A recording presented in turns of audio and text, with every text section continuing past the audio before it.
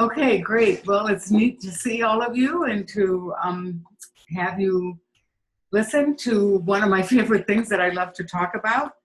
I want to especially thank Future Church for providing this really amazing opportunity to reach as many people as possible about what I think are some pretty new findings. It's not only my opinion, but those of people I respect. So without, and scholars I respect. So without too much more ado, we'll just get right into it here. Tonight we're going to be reviewing chapters 1 and 2, which are the socio-cultural and literary contexts and the female authority opposed information.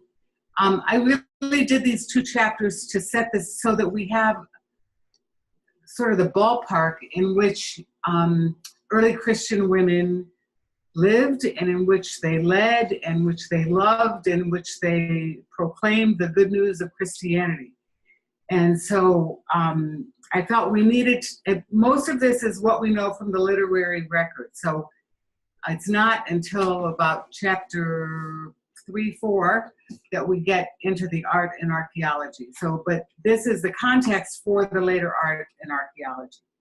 So just by way of introduction, okay, let me also say at the outset, as a way to frame any questions or wonderings you have, as I give the presentation, think about what confuses you, what challenged you, or what you think is probably just a little off, it's another way to say it, or that you disagree with, and what inspired you.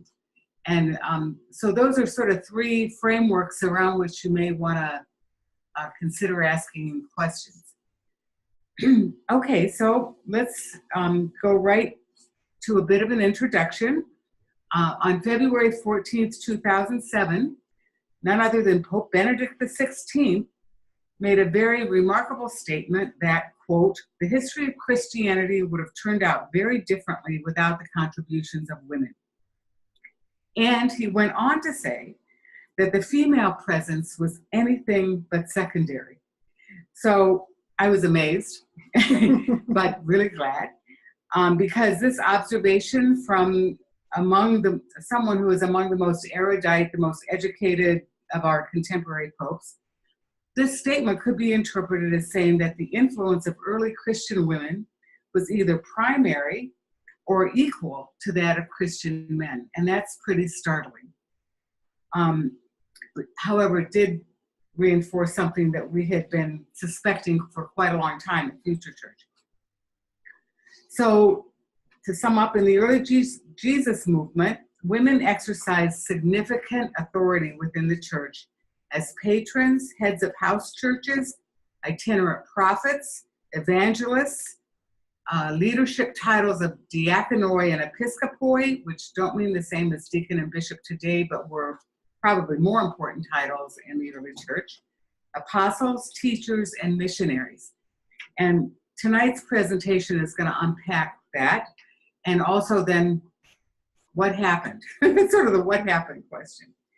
And before, I want to talk just a moment, and we'll keep doing this, about the definition of authority. I want to talk about the definition of authority in the early church, or not in the early church, but how am I thinking about authority in this book? And we're looking at it as the power to influence others, especially because of one's commanding manner or one's recognized knowledge about something, and that's from Oxford. The second definition, the competent quality of someone who knows a lot about something or who is respected or obeyed by some other people, and that's from Merriam-Webster. And most sources use the first definition, the power to influence others. And there are numerous examples among women in the early church that we'll learn about, but just one example, in 425, the woman called a presbyter, Flavia Vitalia in Croatia, was placed in charge of the catacombs. And we know that because we have an inscription or a literary reference in which the emperor purchased the tomb from the matrona, which is a title a respectful title for a woman, Flavia Vitalia, the Holy Presbyter, for 3 golden celibi. And so already in the early 5th century, administration of burial spaces had passed to church officials, and that's how we know about Flavia Vitalia, the presbyter. So she exercised authority over the catacombs, and that's just one example. Okay, now, before we get into the details of it all, we're going to go back to the map because I want to give a big picture overview through pictures about what the deal was with sort of Roman culture. And as you can see from the map, all this yellow is the Roman Empire in the 1st to 2nd century AD. And you can see how huge it was, surrounding the Mediterranean world, stretching from Mesopotamia all the way up to Britain. And it wasn't just that Rome conquered all of these places and these large cities, but each of these large cities then adopted major elements of Roman culture. And that's what we're going to go to. One of the reasons Rome was so successful and the Roman legions were so successful in creating this huge empire is because they had an extensive system of roads throughout the empire, one of which is the Via Egnatia. This is a segment of the Via Egnatia in Philippi in Greece, and it connected east to west. So it really went across Byzantium here between Asia Minor or Constantinople or Istanbul today, all the way across Macedonia, which is northern Greece, to a port here so it was a trade route, but it was also a very excellent thoroughfare. You catch a boat here and connect with the Via Appia here in Italy all the way up to Rome. And that's just one road. There were tons of them throughout Asia Minor when we hear about Paul's journeys.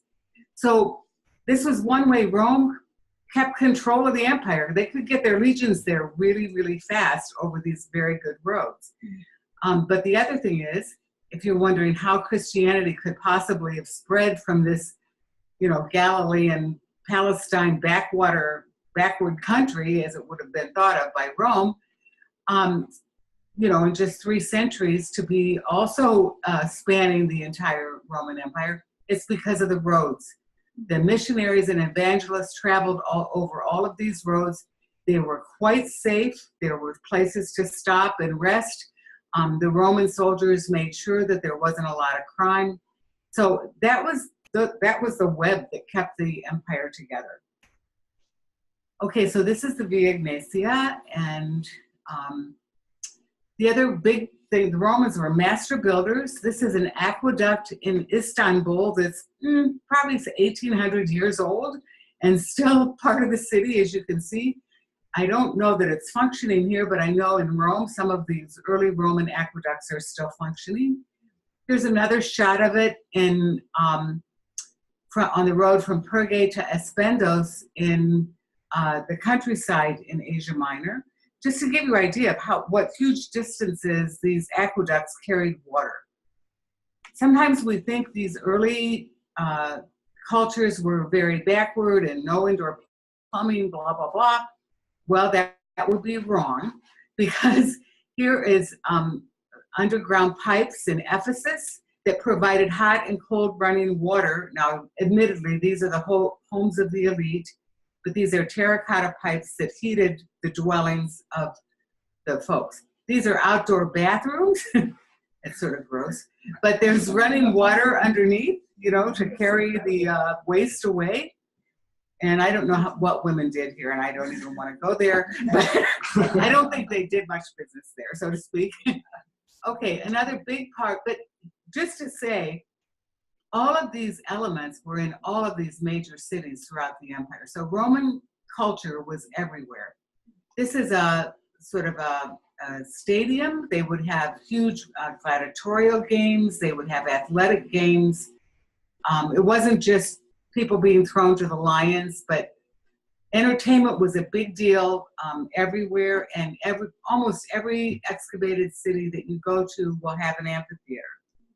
They'll also have a music place and called an Odeon, and here in Rome is the Colosseum, which is probably the hugest amphitheater around. In the time, they could have mock naval battles under this. They'd flood it. They'd have battles with lions, and these were free public games. And this went on until like the 5th century. The church really did not like all this killing going on in the name of sport.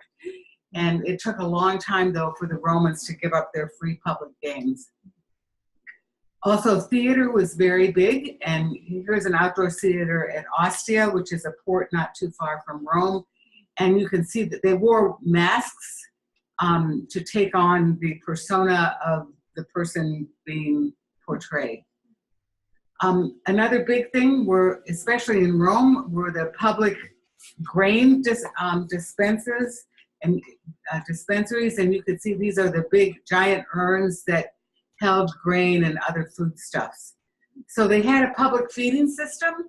Long about the 5th century, the bishops actually took over. They became sort of the social workers in the empire. Constantine, in the early 4th to mid 4th century, turned over a lot of the public welfare works to the church. Okay. Now this is Ephesus, and I'm going to talk a bit about religion throughout the empire, because everywhere in all of those little cities and big cities that you saw across the Mediterranean world, there were gods and goddesses, and most of the gods and goddesses were very local to the town or the city. There wasn't one god or one goddess that was the only one throughout the empire. The only people that had anything even close to that were the Jewish people first, and then later the Christians. And their religion, they were known as people of the book because of the scriptures. And that actually became one of the things that helped consolidate Christianity throughout the empire, because their religion was throughout the empire. The Jews through the diaspora, and then the Christians as they spread into their small gatherings in different cities. This, however, is Ephesus, which is at the in Asia Minor. It's a port city. It had one of the 7 wonders of the world, the Temple of Artemis. And people came from all over the empire, because Artemis was one of those ones. She was known as Diana in Rome. But she was one of the ones who was widely worshipped. And this street here with all these people, now these are tourists, obviously, but this was known as the Sacred Way. And people would come and process down the Sacred Way over to the Artemis Temple. Just one or two other things about the Romans were very tolerant of diverse religious traditions. They didn't care. There was Mithraism, Isis, all different sorts of cults, local, and they didn't really care about who you worshipped or who the gods were, as long as you offered sacrifice to the emperor. So always in all of these cities, in addition to all of these local temples to the local god or goddess, there would be a temple to the imperial cult. And that was where you offered sacrifice on behalf of the emperor. And in some ways, the Romans were very superstitious, and they relied on this offering on behalf of the empire for keeping the empire stable and safe. Here's all that remains of the temple at Artemis. Again, it was one of the 7 wonders of the world. It was originally made of solid marble, 185 feet wide, 375 feet long.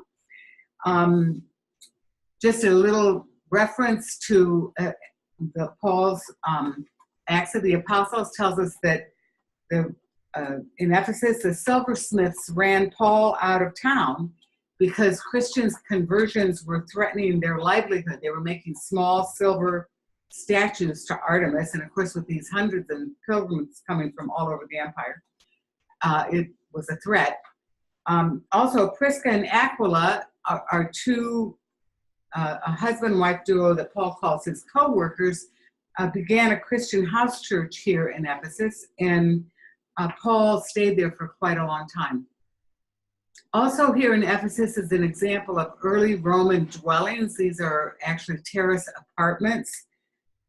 They were continuously occupied from the 1st century BC through the 7th century of the Common Era.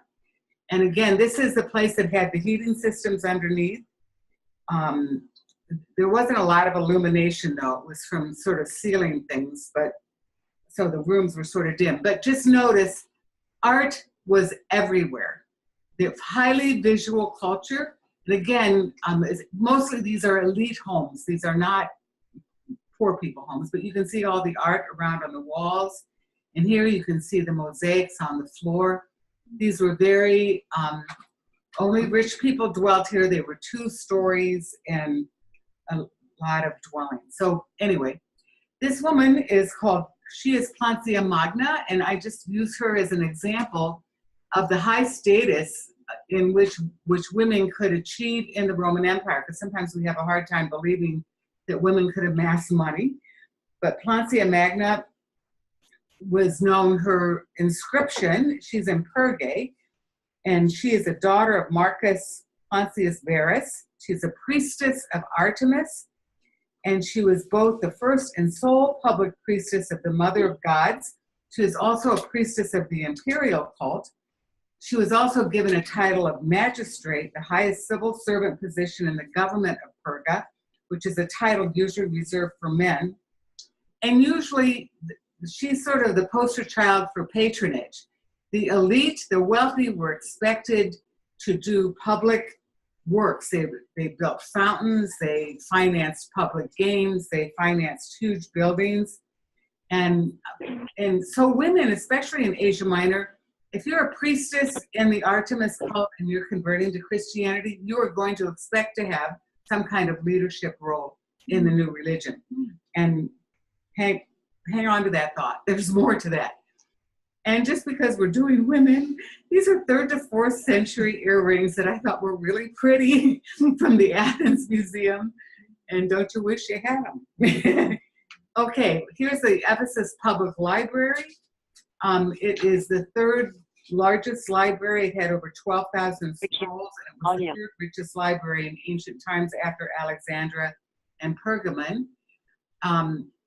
People, as far as education was concerned, both the Romans felt, again, it's mostly elite, and I can't get the volume work as to whether most people learn to read and write or not. I think most land on the side of mostly the elite learned how to read and write. Women were educated primarily around domestic issues, but they were educated, taught to read and write.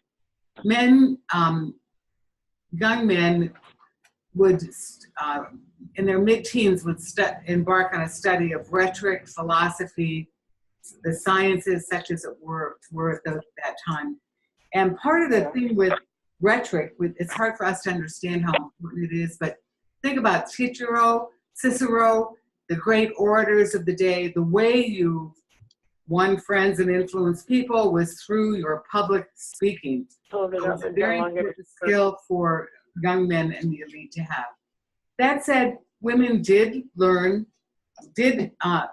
part of the philosophical schools, and we know of one woman, Charita, who was part of Justin Martyr's philosophical school. He was martyred in the century. She was martyred with him. So she's the one of the women.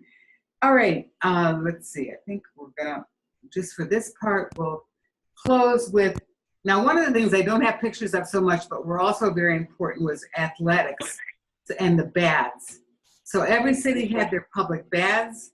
They would also have palestra where people would exercise and try to stay healthy. The public baths were probably responsible for wiping out half the population from malaria during malaria season, because they didn't know anything about germs at the time. But another very important custom throughout the empire was the custom of the symposia, it was sort of a educated feast. And so you would have people sitting around eating fish and bread, and At the end of the meal, you would have a philosopher. So this is a guy in a hardly dressed. He's probably a stoic, but he's a philosopher. You can tell by the scrolls here and the scroll he's holding. There's another, this is probably the pater familias, because he gets to sit in a chair and he's reading from a scroll. And he's flanked on either side by two women, both within orans or prayer posture. Now, we don't know, this is a 3rd century lid from a sarcophagus. And so when I was classifying tombs, I only included as Christian ones that had an actual biblical scene. But because these two women are in prayer postures, this very easily could have been what an early Christian Eucharist looked like, a Eucharistic banquet. And the woman with the orans, she could have been prophesying. And prophecy was a very important role in the early church, and the Didache, a 2nd century liturgical manual, names prophets as the normal ones to preside at Eucharist. So, but this, you didn't have, the reason we know the Eucharist probably started with this kind of meal is because it was ubiquitous throughout the empire. Everybody did this everywhere, almost no matter, it wasn't just elites, it was everybody. Okay, let's take a little break from the slides. I'll leave that one there. So let's take a minute about what the situation of women in Hellenist culture in terms of some of the cultural norms were. First of all, it was a patriarchal household. The men, you read in Colossians and Ephesians, the father is the head, and that's how it goes. Women were only really recognized very often in relationship to their husband or to their father. It was an honor-shame culture. A man's honor consisted in defending his kinship group. In any public encounter, you were very conscious of upholding the honor of your tribe, your family. For women, women's honor consisted in maintaining her chastity, because if she was in a liaison with someone outside the patriarch, the family, or even with a slave within the family and became pregnant, you could not guarantee the familial bloodlines. So female chastity was extremely important. The other element here is that women were basically the bargaining chips for upholding their family's social standing. And again, I'm talking about mostly elites here. So very often women were married at a young age, 13 to 14, to men who were much older in their 40s, because Roman men delayed marriage. They liked, as long as they possibly could, they liked to play the field, so to speak. And of course, there's a hugely, unequal. Women could be,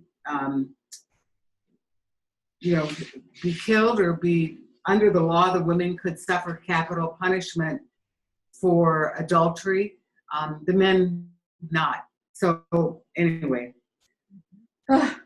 so then there's also the other big overarching picture is the public-private space. Men were public, women were private. What that meant is women's leadership was honored within the domestic space of the home. And don't think nuclear family, think small business, running, doing the spinning, shearing the sheep, selling the yarn. So the women really did manage a lot of the household, whereas the men engaged in public discourse, rhetoric, went to the baths, got all involved with the political stuff. One little factoid that I learned in my research is that very often if a woman, that's one of the reasons we probably don't have too many women's names in the early writings, because to name a woman in a writing was essentially to make her public. So there are a few women's names, and that was another element. Now, all of these sort of cultures and norms applied to a really small part of the culture, and that was the elite culture. Some people estimate the elites were about 1% of the empire. Everybody else was poor. There was a business class, but it was not composed of people who had class according to birth, you know.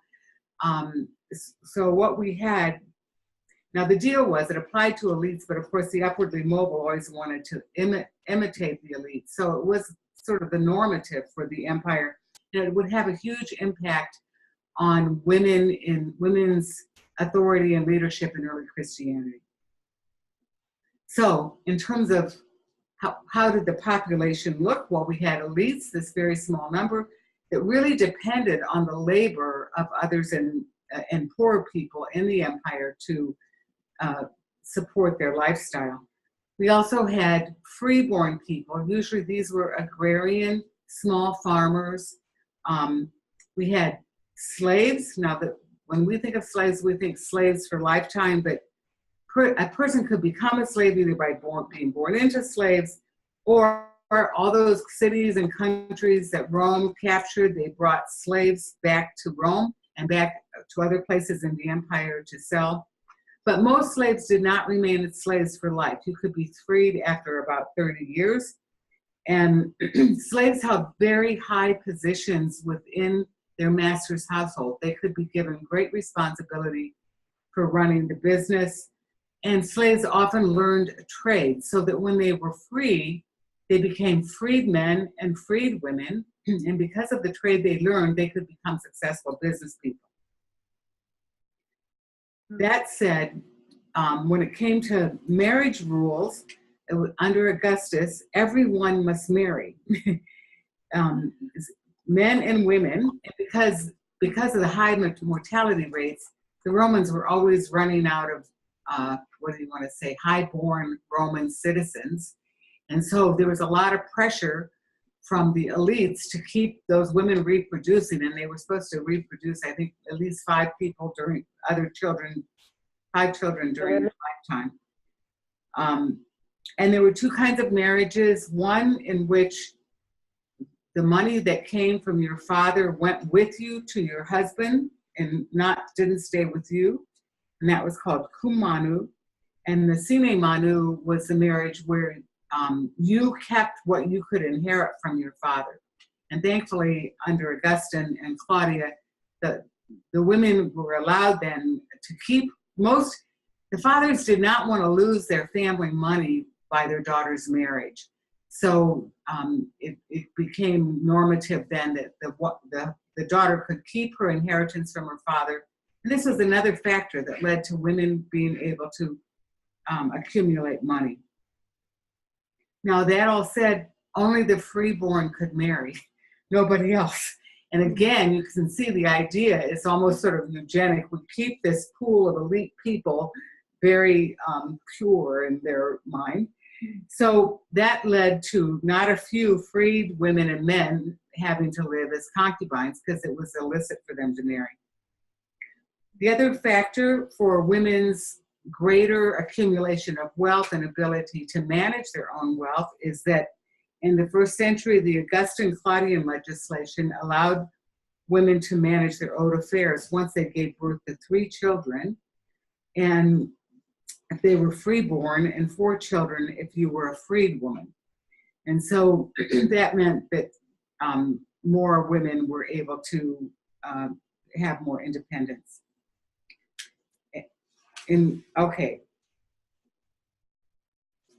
One other factor in all of this is freed women would never, no matter how much money they could accumulate from their business, they would never have the same class as the freeborn, because slaves were totally at the disposal of their masters, which meant that once you were a slave, usually you had to have sex with the master whenever he wanted, whether you were a man or a woman, and it was usually the man. So a freed woman was always a little tarnished because she had been, sort of violated by another man.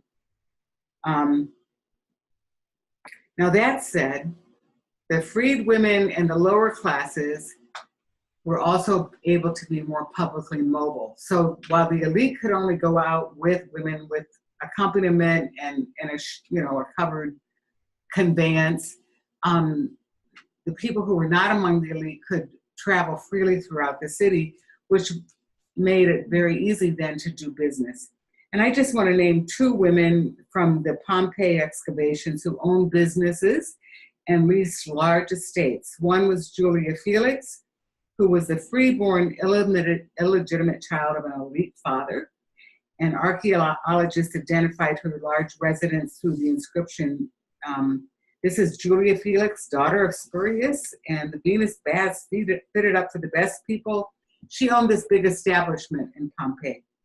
The other one is Eumakia. She was an upper-class woman, but business. Her family business shipped goods in large pottery jars, later found by anthropologists or archaeologists as far away as Carthage.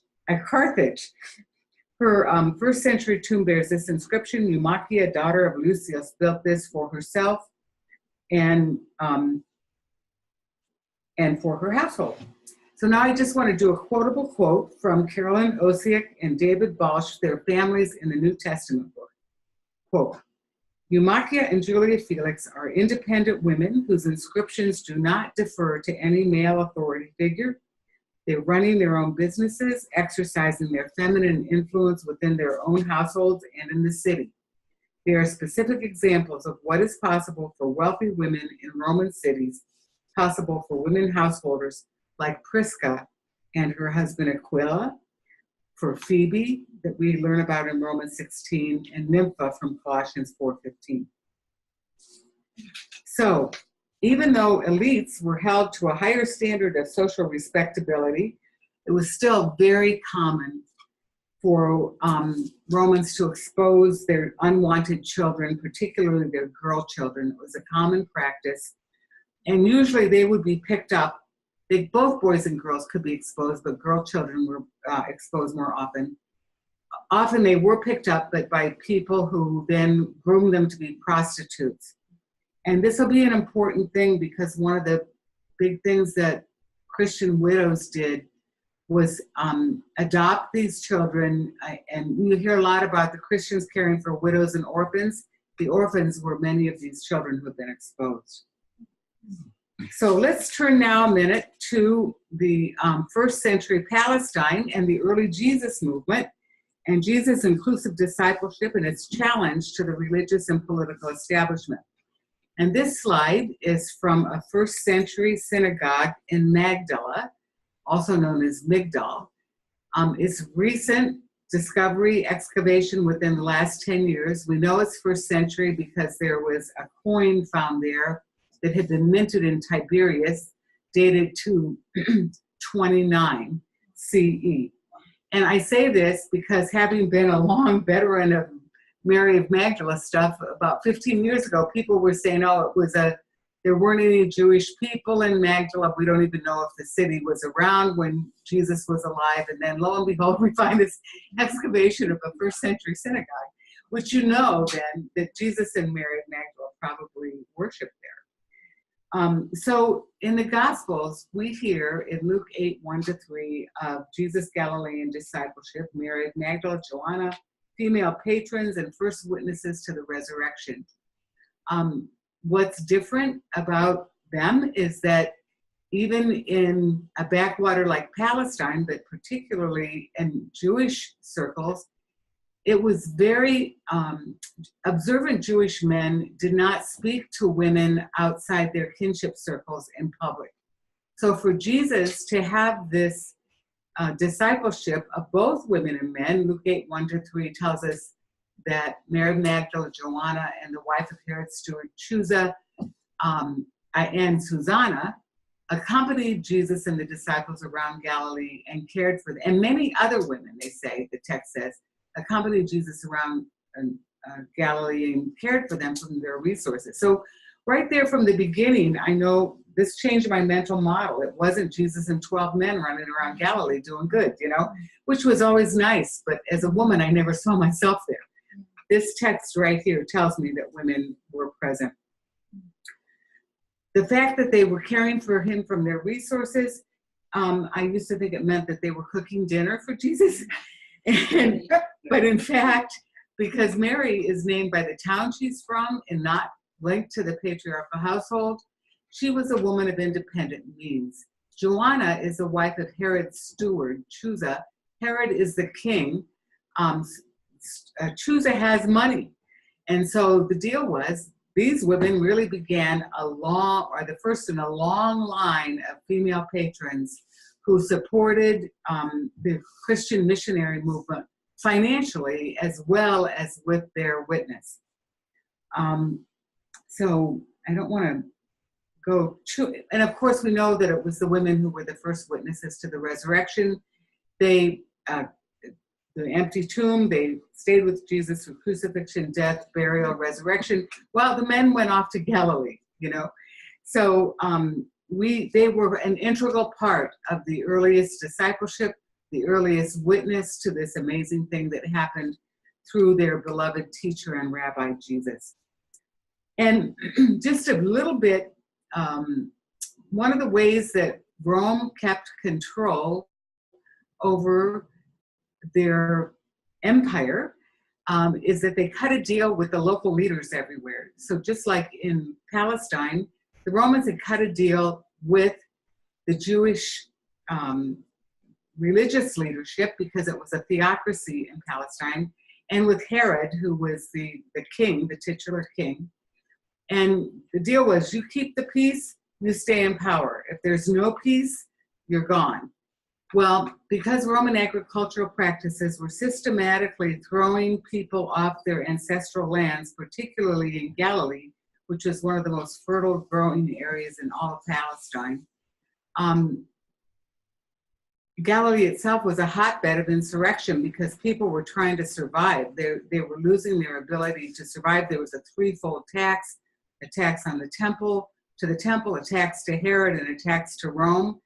And so there was an increasing impoverishment of the population.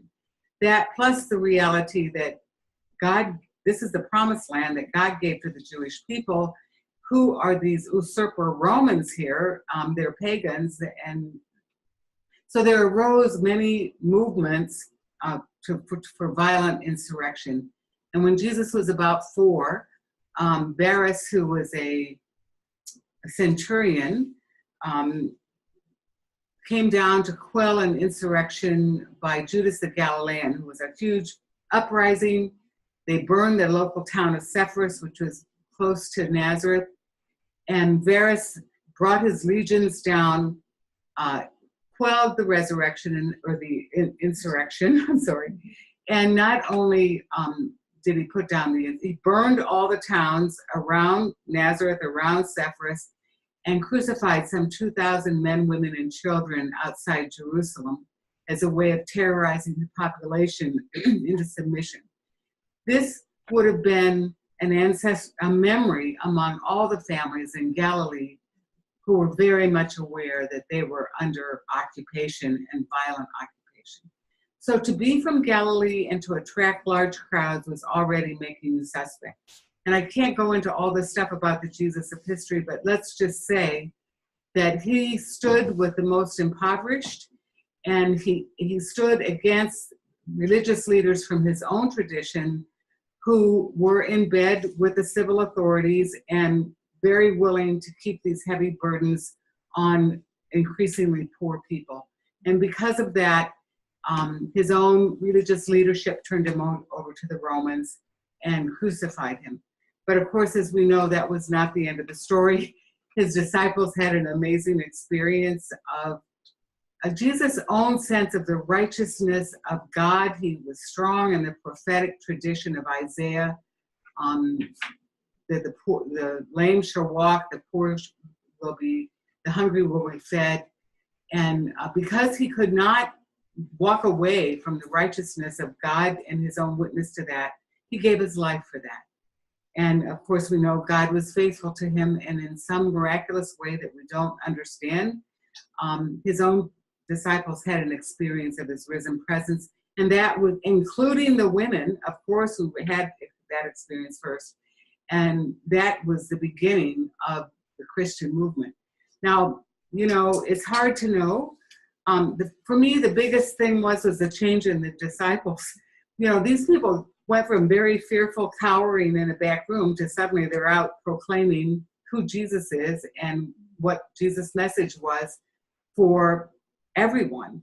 So part of the energy behind the Christian movement was saying we're all family. We all belong to God. And it doesn't matter if you're an elite or if you're a slave, we are all part of one family, and we have to care for one another. And you see that repeated again and again throughout the thing. So let's turn, because I know anyway, let's talk just a few quick minutes about the women from Romans 16. Paul's letters are the oldest texts we have. They date to around 40. In Romans 16, we hear about Phoebe, a diakonos from Kencre. We hear about Prisca and her husband Aquila, who are the co-workers and also co-workers, and the whole of the Gentile church is in their debt, Paul says. So with Paul, Prisca and Aquila could be considered apostles to the Gentiles. We hear about Junia and Andronicus. Junia is a woman. Paul calls them foremost among the apostles. They were in Christ before I was, and they were even in prison with me.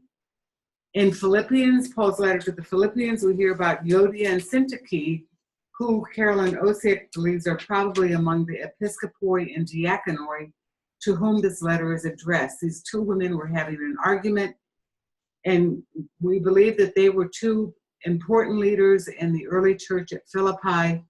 And while we don't know exactly what the titles diaconoi and episcopoi meant in those times, we do know it was an important leadership position.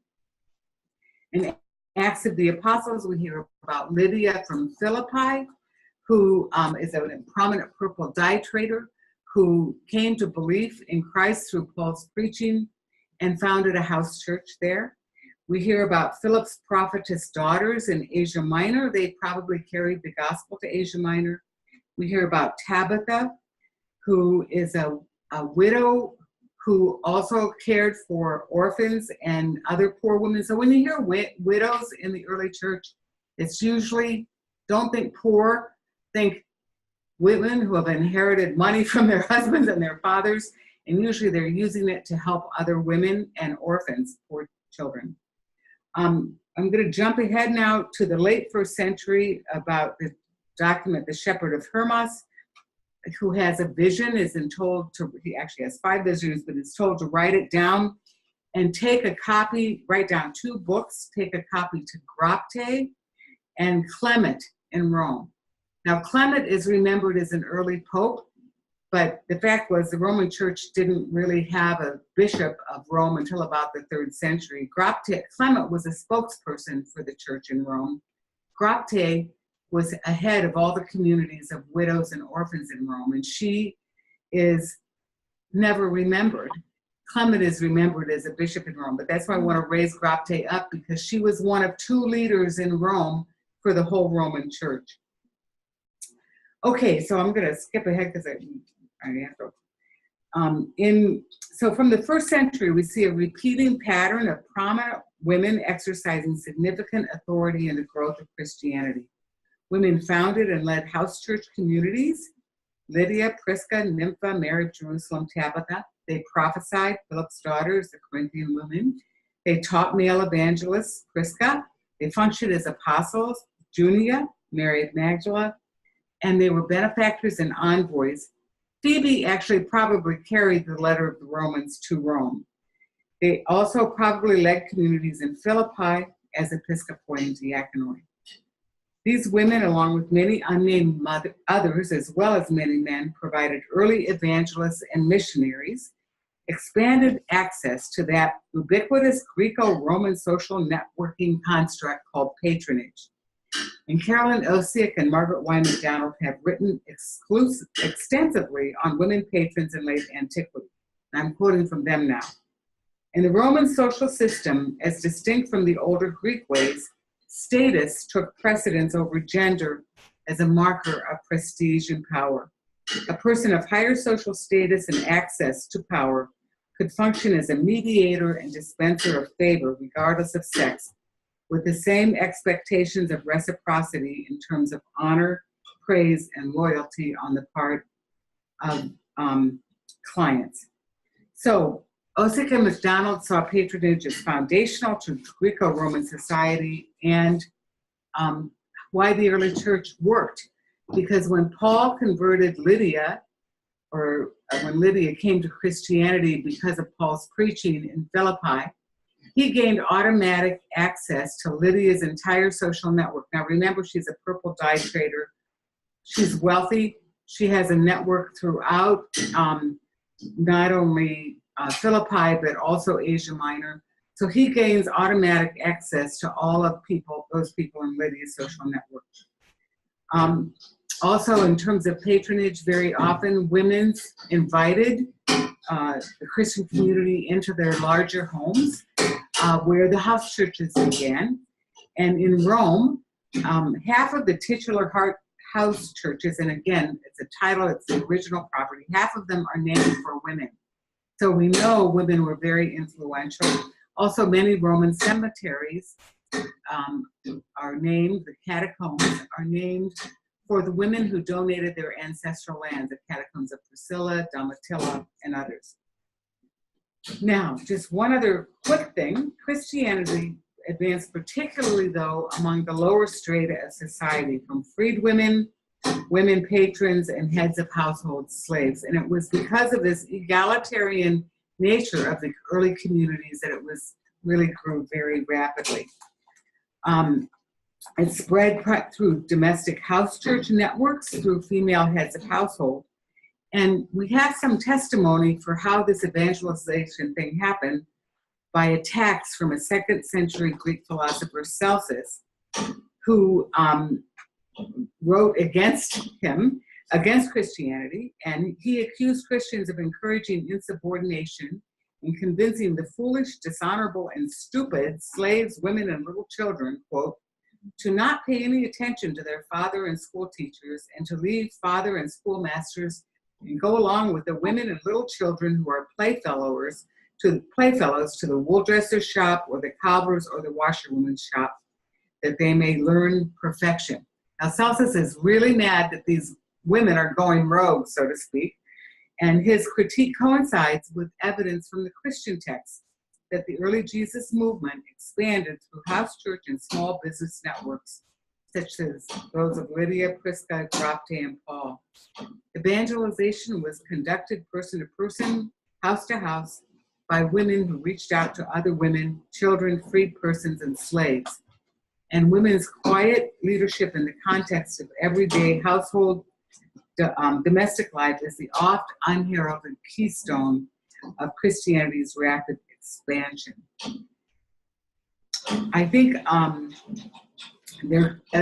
quickly there arose opposition to the female exercise of leadership, exercise of authority, because women's public leadership was unsettling to the mainstream culture. Remember we talked about public, private, honor, shame? Based as they were on gendered understandings of public and domestic space, the Greco-Roman household codes, and that's the father is the head of the family, etc., eventually became normative in church structures as well as in families, because the church is trying to survive in this larger culture. So from the early 2nd to the early 5th century, male church leaders repeatedly cited 1 Timothy's admonishment, women are to be silent in the churches, as justification for curtailing female authority. I want you all to listen real close to this 1 Timothy and see if you can spot any heresy here. Quote, let a woman learn in silence with full submission. I permit no woman to teach or to have authority over a man. She is to keep silent. For Adam was formed first, then Eve, and Adam was not deceived, but the woman was deceived and became a transgressor. Yet, pay attention, she will be saved through childbearing, provided they continue in faith and love and holiness with modesty. Okay? Anybody catch what the heresy is here? Who are people saved through? It's through Jesus. It's not through childbearing. So don't get me wrong. I mean, some of these early texts are a little off. And of course, we have Paul in 1 Corinthians telling women, while you prophesy, put veils on your heads. He's not saying be quiet. You know, so we've got some, anyway, that's a whole other lecture. But so unfortunately, that along with some of the other texts from Colossians and Ephesians made it, were quoted again and again. The other piece was the valuation of celibacy and continence was creating a big problem in a culture in which it was illegal not to marry. So you have the paterfamilias getting really in a heightened state when his daughter wants to pursue celibacy, as Paul had advocated. And so sometimes they'll turn her into the authorities, and we hear about early Christian women being martyred because they refuse to be married. And we're running out of time, so we don't have time for all of this. So, but let's just say that in succeeding centuries, church orders such as the Apostolic Tradition, the Didascalia Apostolorum, the Apostolic Constitutions, and others disclose how much time and energy was spent trying to control the behavior of independent Christian women, especially widows. And that continues up until the 5th century. So for the first 4 centuries, women, just to sum up, were predominant converts to the new Jesus movement that preached that the last shall be first. Gentile, Jew, women, men, slave, free, all are one equally in Christ. The leadership in the early church did include female slaves. Pliny's letter to Trajan talks about torturing 2 female ministrae in Bithynia who were leaders in the early church. Ministry is probably a deacon, it's a title. And so here we have slave women exercising leadership in the early communities. And of course, we have the Episcopalian diaconate from Philippians.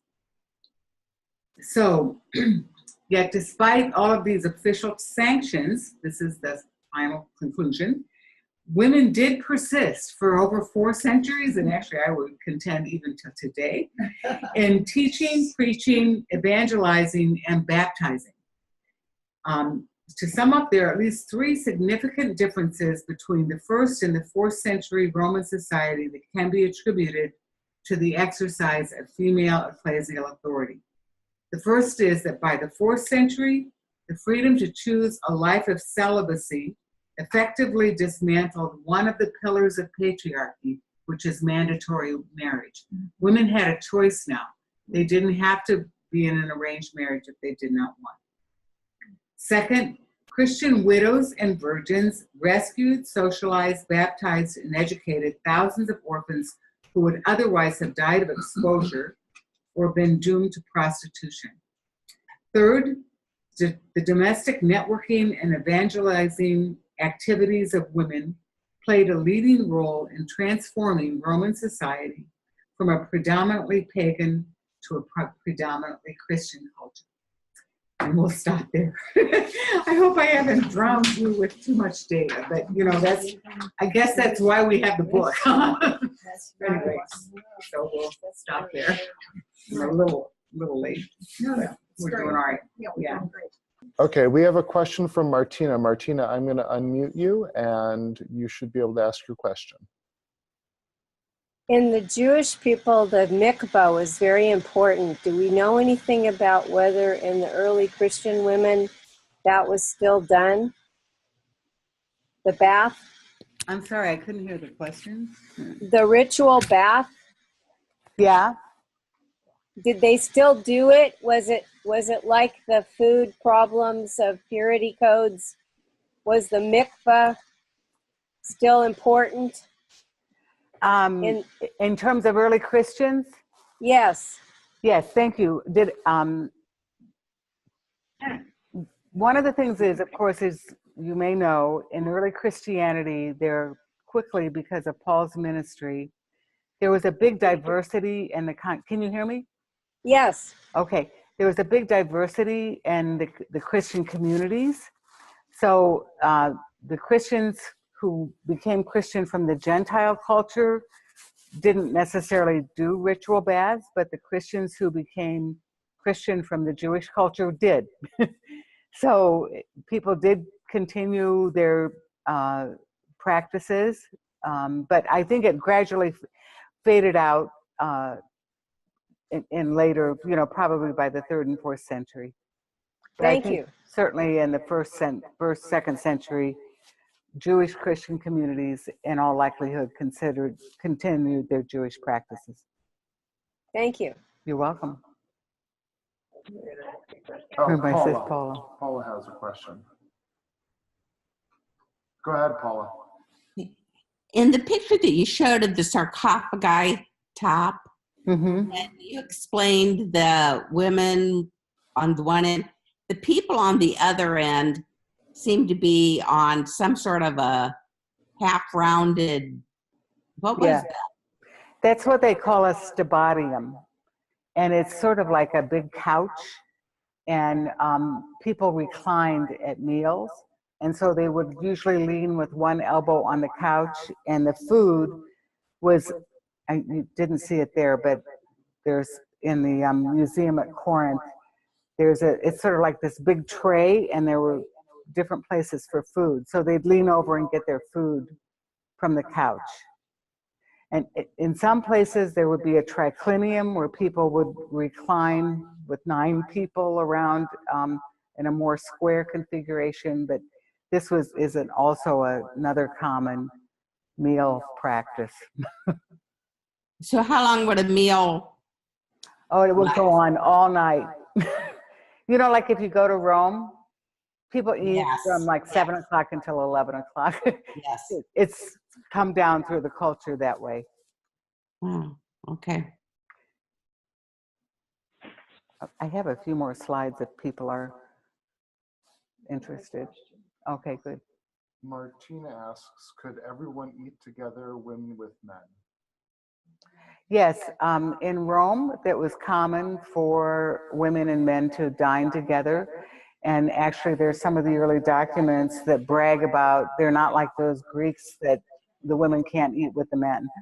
So it was common practice for both women and men to dine together. I think it was not monolithic. I mean, there were some times when women did eat with women, but it was not frowned upon to have both women and men eat together. And certainly in the early communities, Christian communities, both women and men ate together. We just want to remind you that there is going to be the next session will be April 24th, and I will be sending out a link again. We want to thank you all for your support of Future Church. It is because you supported us during our women's mailing this for all of our women's initiatives. You were able to join us tonight, and we really appreciate that. And we want to thank Chris. This was just fabulous. It's just, I mean, I'm just spellbound with all the work that she's done, and just to go through this history again, it's just been marvelous. Thank you all for your good questions. What's the next chapters that we're going to address? Chapter 3 and 4. So chapter 3 and 4, try to get through chapters 3 and 4. Take notes, and we'll have a lively conversation again on April 24th.